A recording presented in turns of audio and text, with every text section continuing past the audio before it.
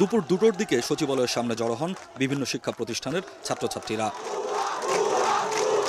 এ সময় সচিবালয়ের সবগুলো ফটক বন্ধ করে দিয়ে সামনে অবস্থান নেয় পুলিশ ও সেনাবাহিনী। এর মাঝে বিক্ষুব্ধ হয়ে ওঠেন আন্দোলনকারীরা।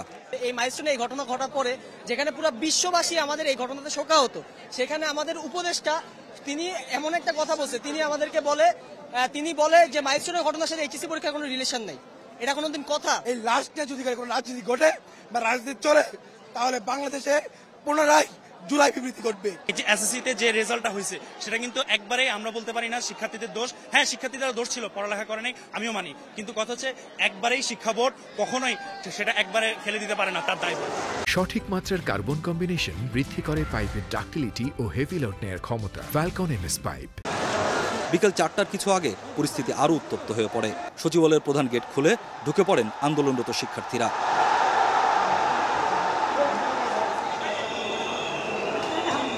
তাদের কেউ কেউ ভাঙচুর করেন বেশ কিছু গাড়ি। এক পর্যায়ে লাঠিচার্জ করে আন্দোলনকারীদের সচিবালয় থেকে বের করে দেয় আইনশৃঙ্খলা বাহিনী। আহত হন অনেক শিক্ষার্থী ও আইনশৃঙ্খলা বাহিনীর সদস্যরা।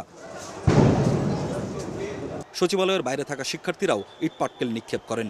ক্ষতিগ্রস্ত হয় বিভিন্ন ভবন। আন্দোলনকারীদের ছত্রভঙ্গ করতে সাউন্ড গ্রেনেড, টিয়ারশেল ব্যবহার করে পুলিশ। এক পর্যায়ে আন্দোলন ছড়িয়ে পড়ে গুলিস্তান ফুলবাড়িয়া এলাকায়। এমন পরিস্থিতিতে আতঙ্ক ছড়িয়ে পড়ে সচিবালয়ে কর্মরতদের মাঝে। বিকেল 5টায় অফিস সময় শেষ হওয়ার পর সচিবালয়ের কর্মকর্তা কর্মচারীরা কঠোর নিরাপত্তার মধ্যে বের হন। তারা হঠাৎ করে গেটটা ভাঙলো। গেটটা ভেঙে ঢুকেই তারা যেটা সামনে পাইছে, প্রায় অনেক স্টুডেন্ট, প্রায় মনে হয় যে 1000-এর উপরে স্টুডেন্ট ছিল। তারা এই যে গাড়িগুলো, সরকারি সম্পত্তি, সরকারি গাড়িগুলো ভাঙলো। অনেক পুলিশ আর্মি আহত হয়েছে, সাধারণ পাবলিক আহত হয়েছে, গাড়ি ভাঙছে। আগামীকাল থেকে অবশ্যই আরো নিরাপত্তা জোরদার করবেন, না হলে আমরা কি আসলে অফিস করতে পারবো কি পারবো না। কেপিআইভুক্ত প্রতিষ্ঠানে এমন ঘটনার পর পুলিশ সেনাবাহিনীর পাশাপাশি মোতায়েন করা হয় বিজিবি, কোস্টগার্ড, র্যাব। স্বপ্নিল শাহরিয়ার শিশির, চ্যানেল 24, ঢাকা।